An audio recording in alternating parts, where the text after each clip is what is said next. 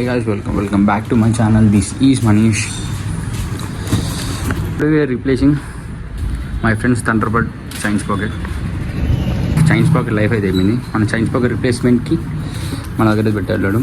Chains Pocket ఇది engine oil seal, ఇది front pocket, ఇది బ్యాక్ పాకెట్, ఇది చైన్.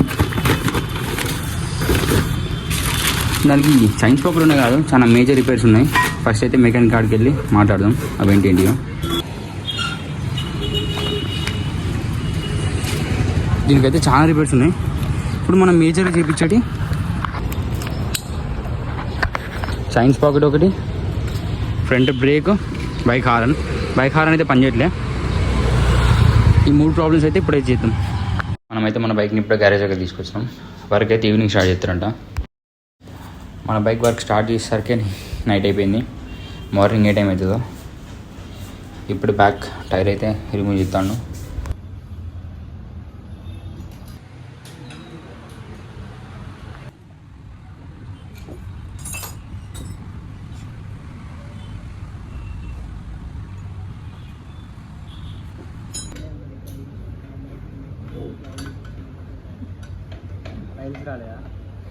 ఇప్పుడైతే మన టైర్ రిమూవ్ అయిపోయింది. ఇప్పుడైతే చైన్స్ పాకెట్ వేయాలి. చైన్ సౌండ్ రాకుండా చైన్ ప్యాడ్ ఉంటుంది. ఆ చైన్ ప్యాడ్ ఇప్పుడైతే మనం తీసుకుందాం. చైన్ ప్యాడ్ను ఫ్రంట్ బ్రేక్ ప్యాడ్స్ రెండు తీసుకురావాలి మనకి. ఎందుకంటే ఫ్రంట్ బ్రేక్ కూడా అసలుగా పడట్లే. Front brake pads chain pad, chain sound రాకుండా చైన్ ప్యాడ్ను ఫ్రంట్ బ్రేక్స్.